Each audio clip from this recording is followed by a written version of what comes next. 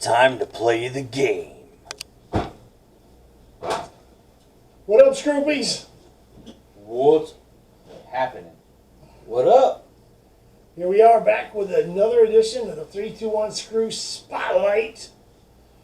This time our showcase is shining bright upon one Paul Levesque, AKA The Game. AKA Triple H. the King of Kings, The Cerebral Assassin.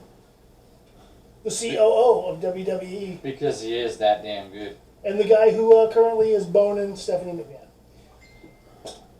Hello! So, anyways, as you recall, the last video we talked about the Undertaker because he was being inducted into the Hall of Fame. WWE Hall of Fame. Right. Yeah. So this time with the WrestleMania just passing, and on those of you who watched it, I'm sure as you saw On night 2. night 2, Triple H opened the show coming out. Did his water spit thing and everything, and talked a little bit, and left his boots in the ring, symbolizing He's done. his retirement. As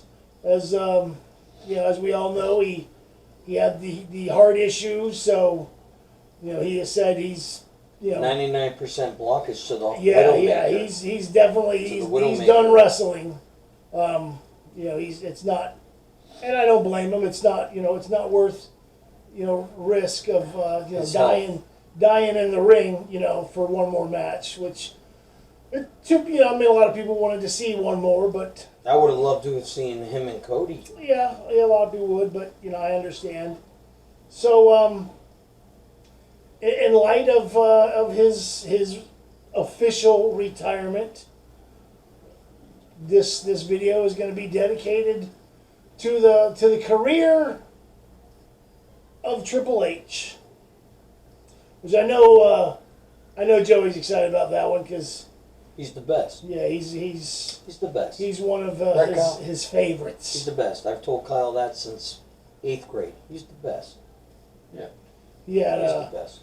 he had a poster of him on the ceiling above his bed No, I did not. as a kid. I did not. No, actually. Did not. Actually, it hung up in his bathroom, so when he come out of the shower, it was the first thing he saw. Did not. Did not, sir.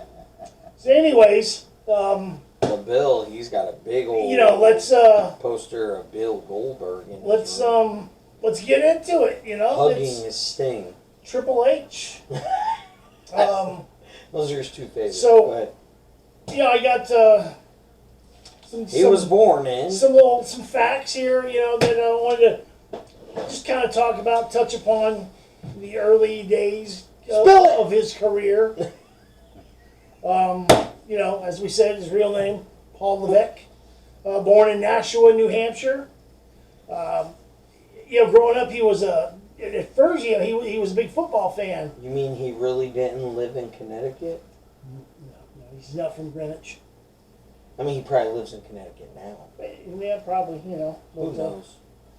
But he as a kid he was a football fan, and he talks about the first time seeing a wrestling match. He was in the living room playing football, had a helmet on, had a football, running around. His dad come walking out, flipped on the TV, turned on WWF, and You witnessed who? flipped on, and the first person he sees in the ring, it was a match. First person he saw was Chief Jay Strongbow. Oh! And There you go. so because he said he remembers seeing the headdress, and so he just kind of started watching it, and he said it just kind of he became mesmerized by it. Like he takes his helmet off, puts the football in the helmet, sets it down, climbs up onto the couch next to his dad, and started watching, and the rest is history. He became a fan. Started watching. That became him and his dad's thing. They watched it all the time. They would go to his shows. Him, his dad, his grandfather. And he just, his passion and love for the sport, for the business, just continued to grow. Yeah, it did. He also, as a teenager in high school, he got into bodybuilding too. In fact, right after graduating from high school, he actually won the Teenage Mr. New Hampshire competition. But you know, he was working managing a gym. Yep. You know, and he got some connections, got hooked up with Killer Kowalski, where some of you may know who that is. If you don't, look him up. Wasn't he was he an like- old school legend? Wasn't he one of the biggest heels? Yeah, He was terrorizing. Yeah, he was. No, we're talking about Killer Kowalski. I get the play. Good job, But, yeah, sir. Killer Kowalski, you know, was training him, and so he He started. was terror that would rise. Is that what you're saying? That was his name. Killer Kowalski. I thought that's what he was doing with it. That was Triple H's ring name. Let's continue. Yeah. So, anyways, Killer Kowalski trained him. You know, and he you know, wrestled in some independent stuff, independent leagues. Actually, was in the I think the IWF, the Independent Wrestling Federation, Really? where he won the their world championship, you know, heavyweight championship. I could have sworn too, though, at one of the indie promotions, he did become a tag team champion with Perry Saturn at one point, or they were in a tag team. I don't know. I don't know. I have to go back and I don't look. recall hearing anything about that. I know. We'll Anyhow, look it up later. he there was supposed to be some you know, like meet and greet kind of thing, and Ric Flair was going to be at it. And you know, at this time, you know, Ric Flair was, you know, he was, you know, on top of the business, and you know, Triple H, that was his plan. He put together, you know, little promotional videos of his, and he had, you know, pictures and 8x10s, and he wanted to go and he wanted to meet Flair and get his stuff to him, and try to see if, you know, maybe he can make a connection. And he went there. He never actually got to meet Flair when he went there, but he did meet someone else who was there. For the life of me, I'm sorry, I don't remember what his name was, but this guy had some connections, you know, with WCW. And Eric Bischoff. And you know, he asked Triple H, he says, well, you know, why don't you, you know, send me, you know, some videos of some of your matches, some of your stuff. And Triple H says, well, you know, I have it with me. So he gave it to him. The guy, you know, took it with him, took a look at it, gave it to, you know, one of his people, which turns out was Eric Bischoff, who looked at it. You know, they ended up giving him a call. You know, he said he was working at the gym when he got the call, and he thought it was somebody pranking him at first. He didn't believe it was real, but it turns out it was. And they asked him to come down and have a tryout match. You know, so he said okay. So he went down. He said, like you guys, these idiots were talking about just a couple minutes ago. These idiots. Terra Rising was his name.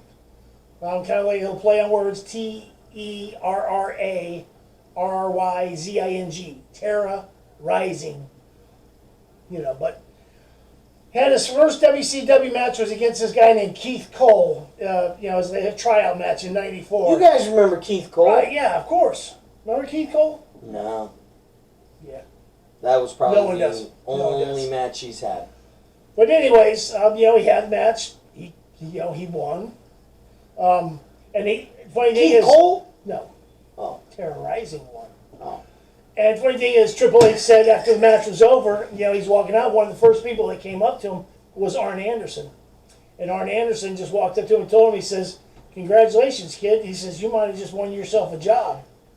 Well, as it turns out, he did. And Bischoff got a hold of him, offered him a 2-year contract for $52,000 a year. Now back then, you know, these guys, they had to pay for all their own traveling expenses, hotels, car rent, all that stuff. You know, they pay for it all themselves. And $52,000, Wasn't a lot. yeah, that's back not a lot then. of money when you're paying for all your stuff traveling around. And he knew that, so he told Bischoff, he's like, how about we just do 1 year? And Bischoff said, I'm offering you 2 years and you're saying you only want one? And Triple H's logic with this, he told him, he says, look, after 1 year, he says, either you're going to know after 1 year either I'm worth a lot more than $52,000 a year, or I'm not worth $52,000 a year, and we'll part ways.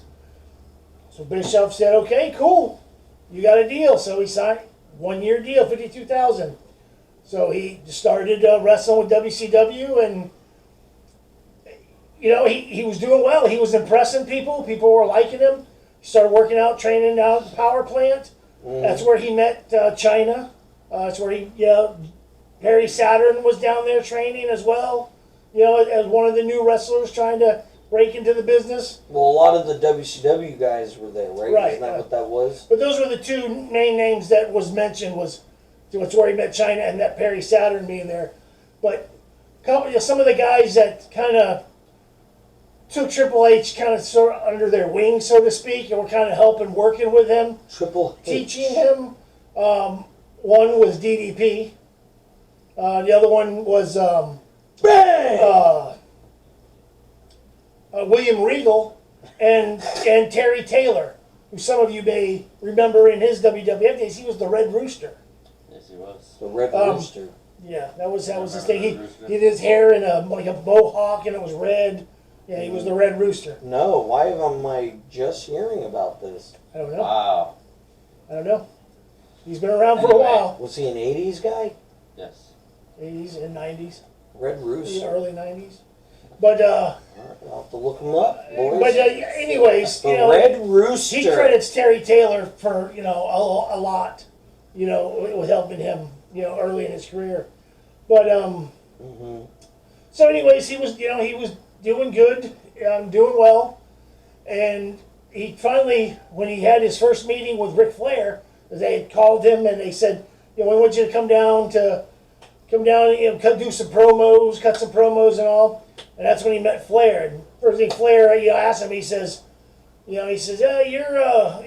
mispronounced his name. He says, your last name is Levesque or something, right? And he said, well, it's Levesque. And he's like, oh, okay, well, he says, we're going to repackage you.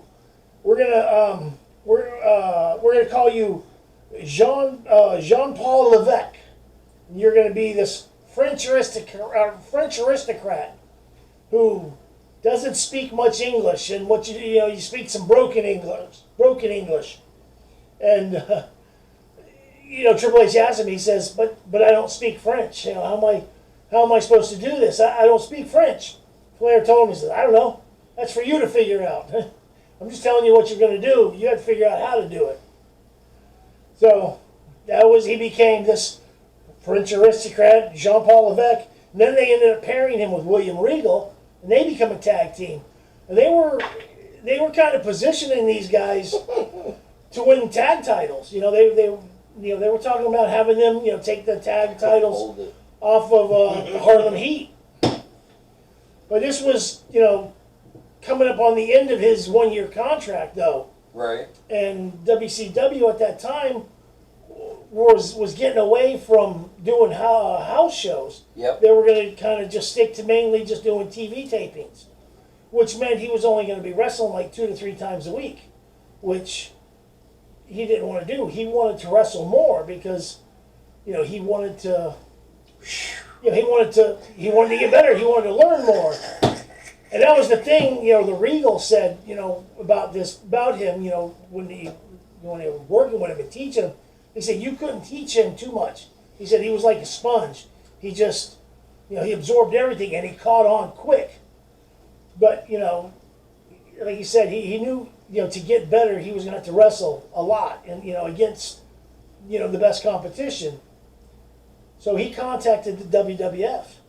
And, I guess he ended up talking to Vince or whatever, and he told them, what he wanted to do, what his plan is. He said he knew sticking with WCW, they were going to give him a lot more money, but like he said, he wasn't going to wrestle a lot. And he told Vince, he says, I don't want to be just a rich wrestler. I want to be a great wrestler. And to be a great wrestler, I need I need to compete every night. He said, I want to wrestle 300 days a year against the best talent that there is. Yeah. So when his contract came to an end, Vince called him up and said, he says, I can't offer you a lot of money to start with. He says, but I can guarantee you'll wrestle all the time, and you'll wrestle against the best that this business has to offer right now. So he said, okay, let's do it. He signed a contract in '95 with the WWF, and he came on as Hunter Hearst Helmsley. And that's where he did the whole, the blue blood. The blue blood and everything. So now, as we could tell, Bill has definitely done his research. And Joey, just a moment ago, ripped some ass. I did. And it is reeking I right did, now. man. And I'm doing my best not to gag on camera. He's so full of it.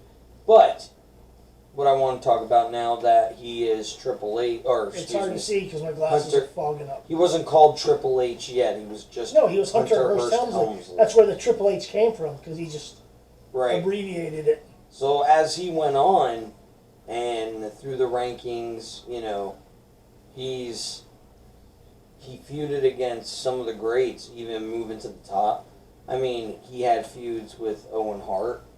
He had feuds with Goldust. Mm-hmm. He had in fact, his feud with Goldust is what brought Chyna in. It's how she made her debut. Chyna was just like, they thought it was just some big built fan that was sitting in the crowd, and then she grabs Marlena and gives her a freaking bear hug, and then it's revealed a week or two later that Chyna is Triple H's bodyguard. Yeah. Interesting fact about him when he started with WWF, he didn't use the pedigree. It was the cutter. He used a form of like a cutter, diamond cutter, which apparently upset DDP, who called him and said, "Hey, what's up with that? You need to cool it. I'm using my move." But now he used in WCW, he used this pedigree move, which he first started, doing training with Killer Kowalski, and he used it. So he started doing this cutter move, and right. And Kyle, then, what are your thoughts on that? On what? The Pedigree move? The pedigree and the cutter, man. I mean, do you think DDP should have let up, or do you think he was in the right? I think DDP was in the right. I do too. And you know who named it? You know who named it the pedigree? Who? Because it wasn't called the pedigree at first. Michael Hayes, Michael P.S. Hayes, actually named it the pedigree. He told us one time. He says, "Man, because you're the blue blood and all, you should call that move the pedigree." I could just picture him in his country accent, saying, that's where he got the name, the pedigree. But where did he get from Michael Hayes? Where did he get the idea for the pedigree, though?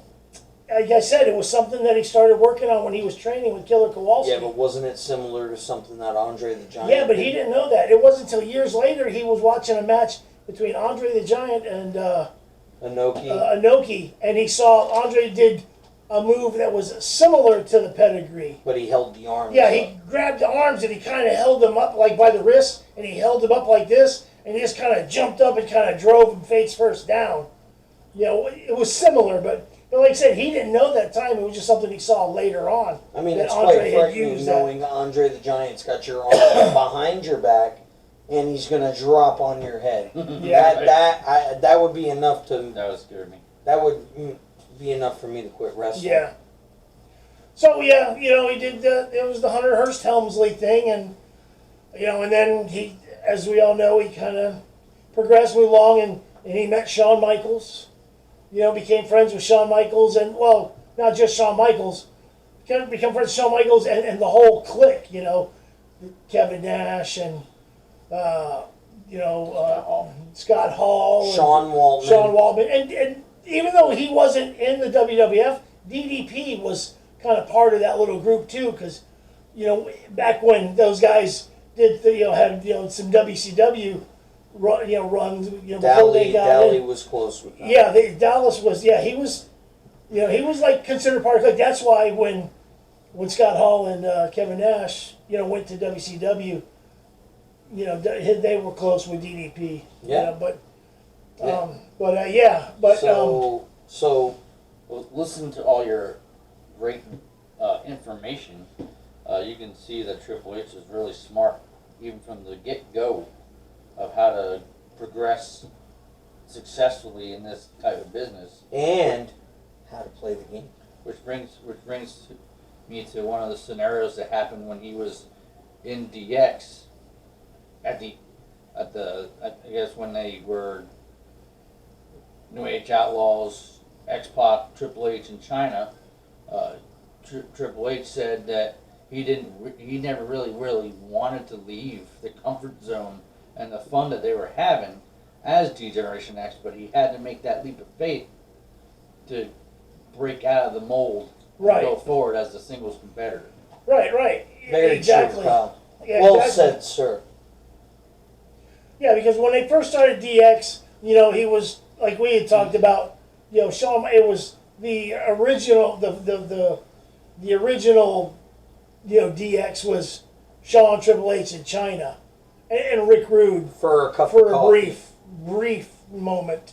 He never really wrestled. He was just the guy in the suit carried the briefcase around. Yeah.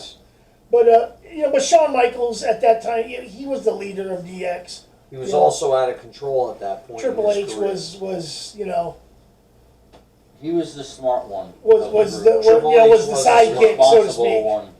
Well, Triple H, that was the thing. Triple H, he didn't really. I mean, he might have had the occasional drink, but he didn't, for the most part. He didn't drink. He didn't do drugs. He didn't smoke cigarettes.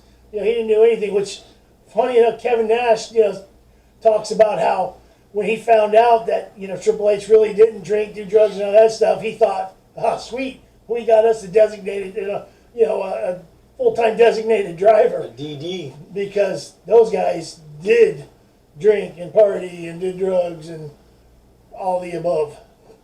Talk about being part of a clique. I don't know who else would be in so many different factions from 3 different styles of DX. Evolution.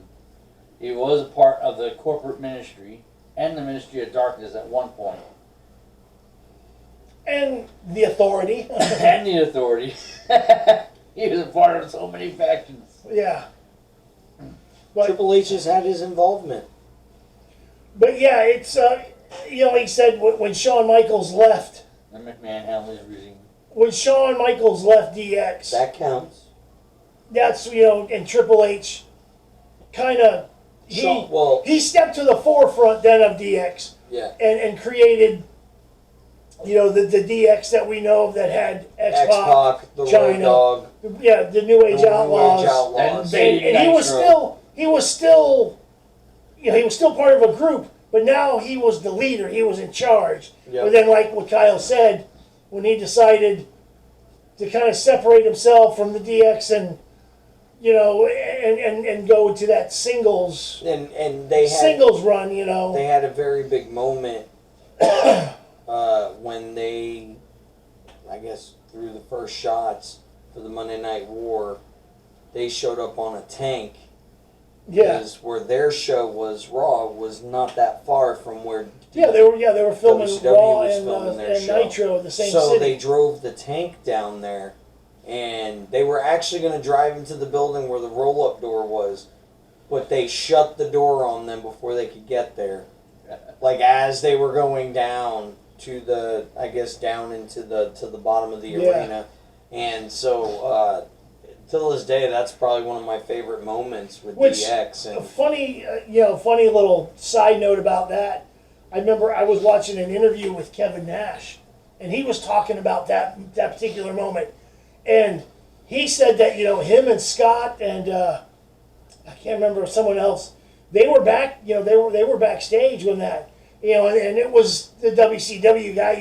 Closing it. They went him. They're like, "What are you doing, man? Open the doors up. Let's have some interaction," because and the that would have been WCW, great the WCW officials were like, no. But he thought about it. He's like, "Why not? We're gonna have our guys on their TV show, man." He's like, "Why wouldn't you? Our wrestlers are going to be on their show. If you think about this, it would have made sense." But the WCW people were like, no. But yeah, it would have been pretty awesome. How cool would it have been if they did let them in? Yeah, I know. Well, they didn't necessarily have to let them in. If they would have just let like said, the WCW guys, they'd have let Nash and Hall and those guys go out and just have that confrontation. Yeah. You know, even if it was outside the doors, that would have been awesome. But Didn't you know, happen. but yeah, you know, Triple H, he, you know, with DX, you know, when he was with DX, it was a different Time.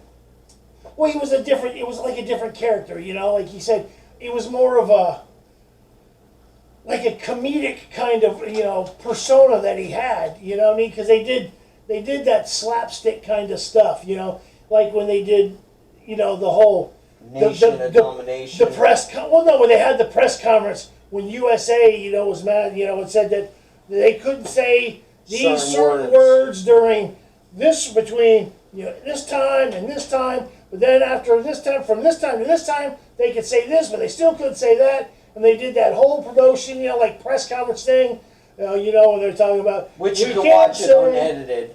Yeah, we can't say YouTube, this. And they were really cussing, too. They said, you know, they were bleeping that out, you know, and that's what Shawn Michaels did. He says, oh, and I did not, you know, I did not sleep with that girl. He says, in fact, we was up all night, you know. Yeah, but I mean, they did stuff like that. But then when he left, he took that more serious, you know, kind of that role. You know, when he went solo, he wasn't, you know, about the silly antics so much anymore. Right. And that's when he had that interview, and this was on a Sunday Night Heat in '99, and he did the interview with with JR when he coined the now infamous line. I am the fucking where he was talking about how he says, you know, you talk about people being, you know, a student of the game. He says, I am the fucking game. Exactly. And that's what he said the following night on Monday Night Raw. And then he gets up and walks when he away. went out, you know, out to the arena, people were holding up signs, some, you know, Triple H, the game, you know, all this, and it just kind of stuck. All right, so why don't we each pick 3 rivals? Hold on, Okay. Just so I wanted to real quick before we do that. Okay. Again, we talked about this. You want to jump ahead, and I told you let's play it out, man. He won. This was a Sunday Night Heat in '99 when he did this interview right before. It was a Sunday Night Heat before SummerSlam of '99, which was a triple threat: Stone Cold, Mankind, and Triple H, and it was for the WWE Championship. And Mankind won, but the following night on Raw, Triple H beat Mankind to win his first ever Championship. WWE Championship. And that was just the start of many World Championships. In fact, real quick, I just want to run down the list of the Triple H accolades. 5-time Intercontinental Champion. 3-time Tag Team Champion. 2-time European Champion. 2-time Royal Rumble winner. He was the 1997 King of the Ring winner, where he beat Mankind. And you have a little interesting little side note about the King of the Ring. Yes, with him. The King of the Ring. So he was slated to win the '96 King of the Ring, but due to the infamous curtain call that was at Madison Square Garden, Scott Hall and Kevin Nash contracts were up, and it was a non-televised show. Yeah, it was a dark They match. all decided to break kayfabe, and they decided to hug in the ring. Vince McMahon was pissed. A lot of officials were pissed.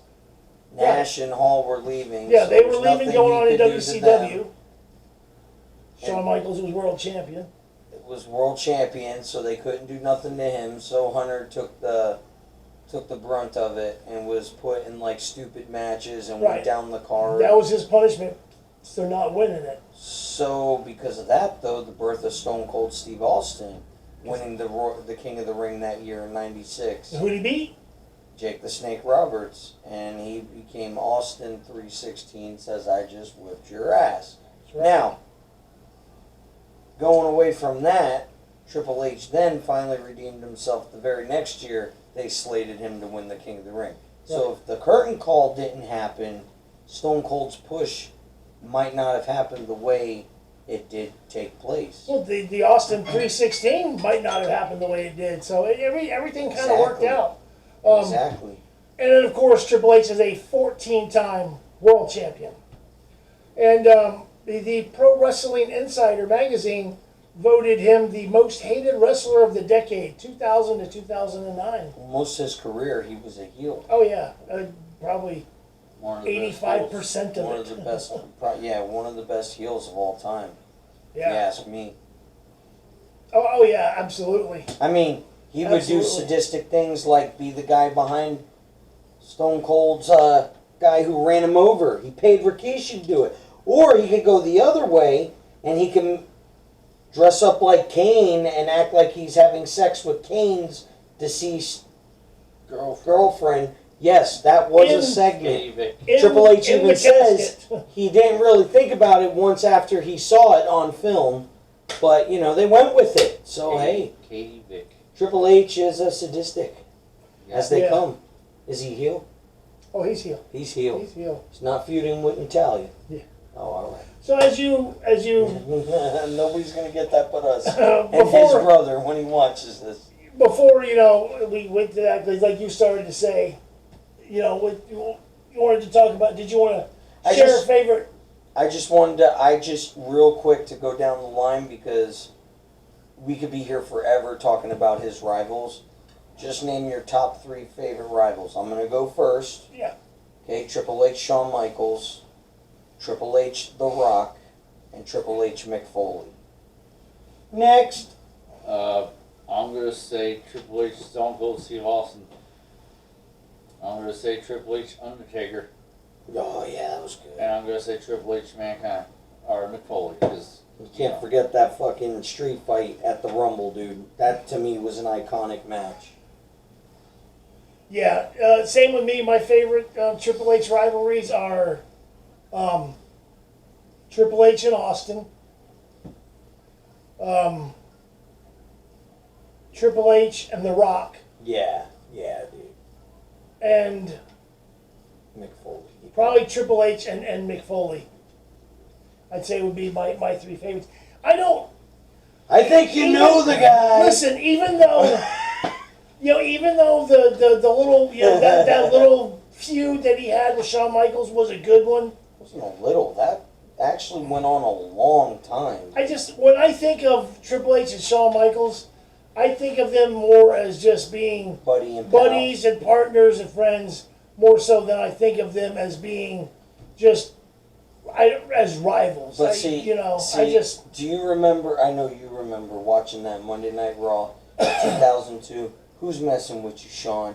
Come on, we're gonna take care of this. They get in the ring. They're wearing DX shirts. They're teasing it. Let's get ready to suck it. And then he pedigrees Shawn. And there was the start of that feud, and it was just like everybody was like, it was a great feud. We thought we were gonna see DX back. No doubt about it.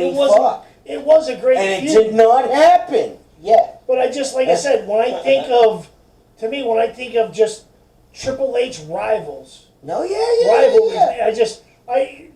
Triple H, Shawn Michaels just doesn't come to mind. No, and I get that. That's why it's our choices. But I'm just saying, understand for me, what you're saying. Yeah. When I think of Triple H, Shawn Michaels, I think of Triple H, Shawn Michaels. Well, everybody's going to have that favorite feud, because they've been allies more than they've been enemies. They have.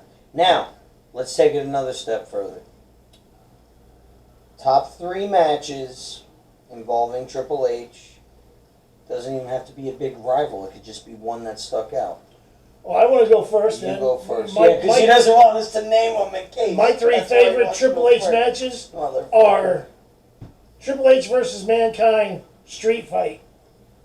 Cactus Jack street fight. Get it right. Get it right. I think you know the guy. Triple H Undertaker. This is what he did. I know. He goes, the Triple H Undertaker WrestleMania match. Which one? The one with Shawn Michaels was the referee. Hell in a Cell. Yeah. Hell in a Cell. That one had the most emotion. Yeah, that one. And my third one. What's the third one, Kyle? Or Bill? Billiam. Cap. Man, that's What you got? tough to say. My third, honestly, and this one for me, not necessarily. This one, it's not necessarily because it was, maybe not necessarily it was the best match, but for me, it was more of what this match signified, just the symbolism of this match. I bet you know. And it was the Triple H Sting. Oh, because of NWO and DX. It was NWO DX, it was WCW, WWE, just because of what that, it was the backstories and the history between that. It just, to me, that was just, it was, to me, it was just, it was one of those things that a lot of people thought you would never see it happen. And it finally Triple H and Sting, I believe that was a WrestleMania too, wasn't it? It was a WrestleMania. Yeah, and Sting and Triple H in a WrestleMania against one another. Just to me that was a cool moment. First of all, those two guys, in the ring against each other, and then DX comes out helping them against Sting, and then the NWO comes out helping Sting against DX. To me, it was just a cool moment. Hogan was taking bumps. Me being such a WCW fan like I was, Yep. and a huge Sting fan, that was just a super cool moment for me. So that's probably one of my favorite Triple H matches. Very Kyle, your 3 favorite Triple H matches? I'm going to do them in reverse. My number 3 match, I think, would have to be. I know it was Vengeance. I don't remember what the year was. I'm going to say 2003, 2004. I don't know which year, but it was a Hell in a Cell match. Right. Between Triple H and Batista for the World Heavyweight. Oh, I know what that was 2005, my friend. That freaking Hell in a Cell match featured, I think, the one and only time that they ever had a steel chair literally wrapped in barbed wire from the top to the bottom. The skin, the flesh was flying, man. You could see the back of Batista. That was a great match. Bro, that was pretty brutal. My number 2 match is actually a fun match. It was 2006 Survivor Series. DX was a part of a Survivor Series team. I actually don't remember all the team members of the second team. You want me to I know it was Rated RKO. I don't know what the other 3 are. But the team of DX was Shawn Michaels and Triple H as DX, the Hardy Boys, Matt and Jeff Hardy, and CM Punk. What a freaking team. And they shut out the match. And they won. So, it's funny you said that. I just got to say this. So, when Shawn Michaels was in the beginning, Carlito was in there. And he was fighting Carlito, and he knocked him out, and he pinned him. After he pinned him, he turns around to Triple H, and he goes, "Who was that?" And everybody's like, "I don't know." It was just, Shawn was comical, dude. It was a good match. And your third choice? Third choice, sorry. I just had to share that. My number 1 favorite match, could quite possibly be of all time. It was Stone Cold Steve Austin versus Triple H. 2001 No Way Out. 3 Stages of Hell match. It's a good one. First match was a straight up one-on-one match. Second match was a street fight, and the third match was a cage match. This was a month away from WrestleMania 17, and there wasn't even a title on the line. They just beat the holy shit out of each other. Which again, that was to end that rivalry when the passion. Yeah. That went into that single match by two individuals. Because it was Austin getting his revenge. It was epic match. Real quick before you give your 3, I just want to throw a little thing out there. When we're talking about rivalries, the Stone Cold Triple H rivalry, when Stone Cold did that movie, The Condemned. Yeah.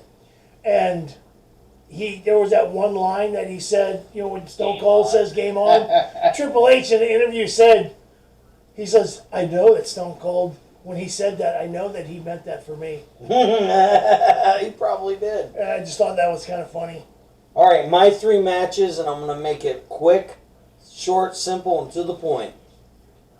Triple H versus The Rock, Iron Man match Judgment Day. at Judgment Day 2000.